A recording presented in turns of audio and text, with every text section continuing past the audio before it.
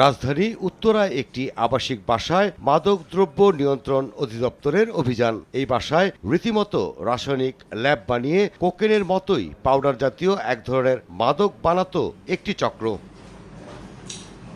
এই চক্রের সাথে জড়িত ছিলেন চীনা নাগরিক। অভিযানে গ্রেফতার করা হয় ৩ চীনা নাগরিককে। জব্দ করা হয় ৬ কেজি ৩০০ গ্রাম কিটামিন। আমরা আপাতত এখন ৩ জনকে গ্রেপ্তার করেছি মালামাল সহ, এবং আমাদের তদন্ত যেহেতু একদম প্রাথমিক পর্যায়ে, আমরা রিমান্ডের প্রায়োর দিয়েছি। তাদেরকে যখন আমরা জেরা করবো, আরও যেহেতু বিদেশি নাগরিক অনেক প্রোটোকল মেনে চলতে হয় আমাদের, তাদেরকে জেরা করে আমরা রিমান্ডে নিয়ে জেরা করে আরও তথ্য পাবো আশা করছি। মঙ্গলবার সংবাদ সম্মেলনে এর বিস্তারিত তুলে ধরে মাদক দ্রব্য নিয়ন্ত্রণ অধিদপ্তর। ভ্রমণ ভিসায় বাংলাদেশে এসে গোপনে ল্যাব বানিয়ে তৈরি করত এসব মাদক। ল্যাব থেকে কুরিয়ার সার্ভিসের মাধ্যমে দেশে ও বিদেশে পাচার হতো এসব মাদক।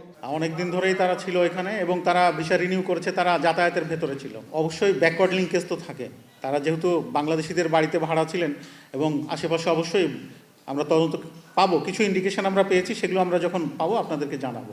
জিজ্ঞাসাবাদে জানা যায়, ডার্ক ওয়েব ব্যবহার করে বিশ্বের বিভিন্ন দেশ থেকে মাদকের অর্ডার গ্রহণ করত চক্রটি। নিয়মিত মামলা হিসেবে এটা এখন তদন্ত। জেমসন মাহবুব, সময় সংবাদ, ঢাকা।